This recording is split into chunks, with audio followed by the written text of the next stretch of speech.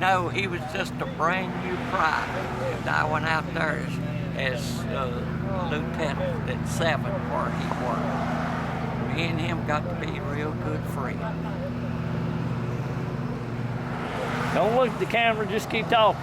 Well, I don't know much to say. Don't worry about the camera. I never was better than Roberts. Who drove the best? Did he drive better than Roberts? Who could run the old Warren? The Warren wasn't out there. I had to give it up and drive that old 7-inch and it wouldn't run. What was it, Seagrave?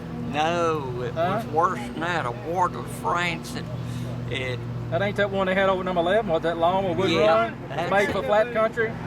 Yeah. Yeah, we had that, yeah. Tell a story, The Pete. one that looks kind of like a gray ghost? Well, But it wasn't a gray ghost. Yeah, It's sitting there, they just... no, the Great Ghost was... But it was made for flat land. He would pull a hill. They're talking about that truck that Weeks just found. He would pull Well, a hill. none of them, no fire truck they've ever bought would stand up to number 3 inch. I know where that truck you talking about, Captain is. That Ward of France. That Ward La France Yeah. is sitting on, going up Benton Mountain. We found that truck the other day. God, declare the goodness. And you say it won't run like it won't run like a damn gray ghost. No. Well, Five was a...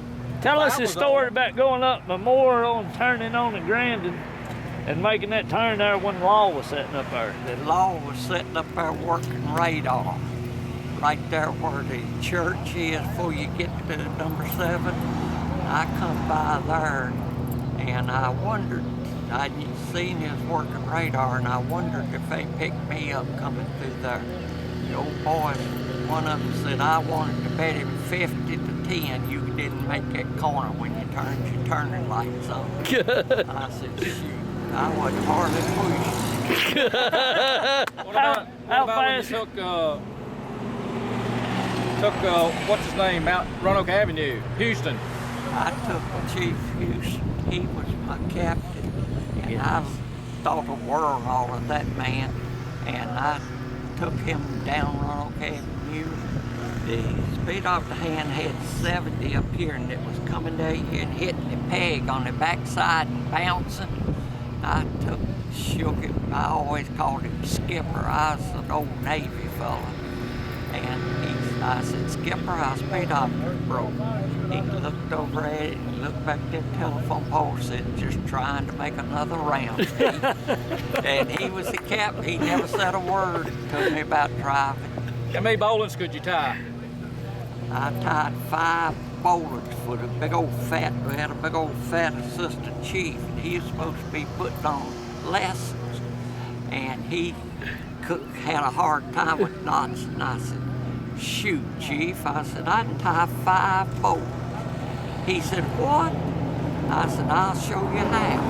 I tied up with a regular bowler, then I tied a running bowler, then I tied a bowler on a bike, and I just reached over and I said, now, the next one you gotta help me. And I took and run about 5 or 6 rounds around my hand loops down. I said, now you hold that for me. He helped it, and I tied a regular bowler and throwed it out on the top of number 1. That's where we drilled for knots and all up on top of the station. And I said, now, it's a dragging bowler. And I said, now you drag it in.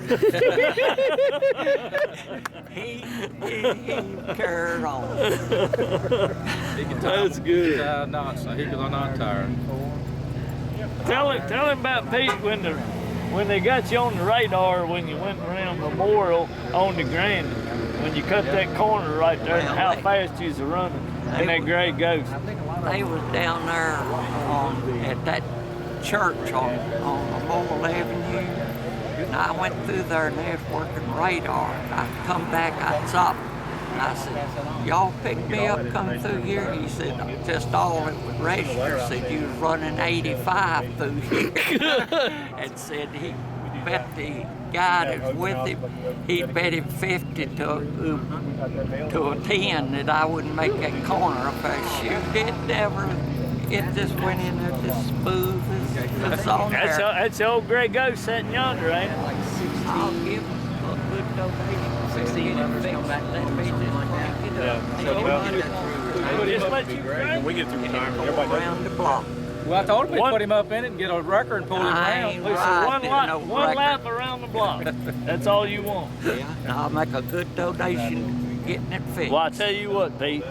Before I retire, I'll get that gray ghost running. Write that down. If you JR. get it running, I'll give you a good donation. Oh, he's got it right there. He's got it I'll get that gray ghost running if you'll take me one lap around the block. I just want to go around the block and I won't get out of the speed limit. Now, if Willie's worked on the brakes, I'd be worried about riding that great He never did use no brakes. That's it.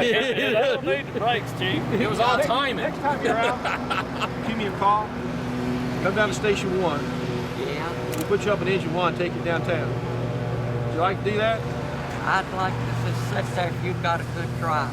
Well, About the 13 then. asking an awful lot there. Next time you're out and about, give us a holler. How about Patterson here, Pete? You reckon JR could ride you around, or Jimmy? Jimmy could ride me. Jimmy was about safe to drive. Jimmy's as good a driver as you can What are you saying get. about you? I drove that on they come. That orange truck and all the phone. Those three got first. I was laying in the bed last Most of them men that was there after got my the letter war laid on the couldn't drive a kid car. They had straight gears. All of them used old Bonley Fords wired up and Mullen said now everybody's going down and get it straight back. I don't know where the interstate is. They test there. Cut that shit off. They're on little creek and all got to me. I went down there and turned it around. I just thought I'd go be driving it. It's number 3 engine. And I come back through there when I got about 200 feet. It come as float.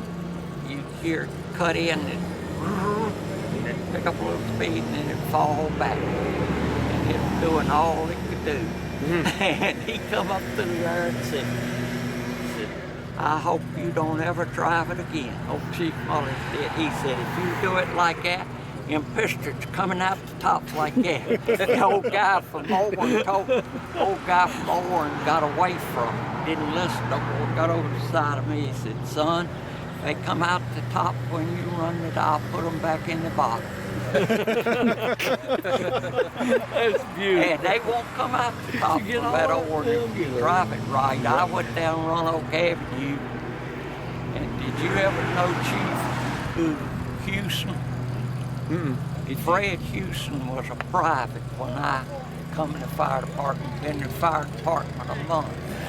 And he went to Wilson Road, took the pickup, hooked up one and learned when they annexed Wilson Road. And he was a mighty fine man. He come back 4 years later to my captain. Yeah. And one time we got a call to the varnish plant, and when I stopped out there, the man come out of the varnish plant and run around. He knew the captain was on the right-hand side. He said, I want a man that will listen to me to get that out here. Somebody got some water in one of them big vats where they make stuff up at the varnish plant, and it don't blaze. It just looks like a red ball of fire. And he said, I want somebody to listen to me and not get us killed. And Houston just turned and looked at me. He said, I'll take him. And he put his hand up on my shoulder, and we washed that stuff out the back door, and nothing happened. He didn't turn me loose till we got it all out the back door. Oh, that's back over. The next month or two, we got another call to varnish plant. I went down Roanoke Avenue, and one of them orange might be that and up there. But it got going on down there, and it coming on up, and 70's right up here. It come on down the hand and hit the peg on the opposite side. And I always called him. I was in the Navy a long time, and I said, Skipper, I said, my speedometer's broke. I knew it wasn't. But I told him it was. He looked, and that thing's hitting that peg, bouncing back about 2 inches and coming up and hitting that peg. He said, just trying to make another round, buddy. Yeah. Well, I'm serious. You give me a call when you have some time. I'll come pick you up, and we'll bring you up to Station 1. And the guys will fix your lunch. And then if you want to go for riding engine, you want to get a riding engine. I'd like to Neutral. ride with one.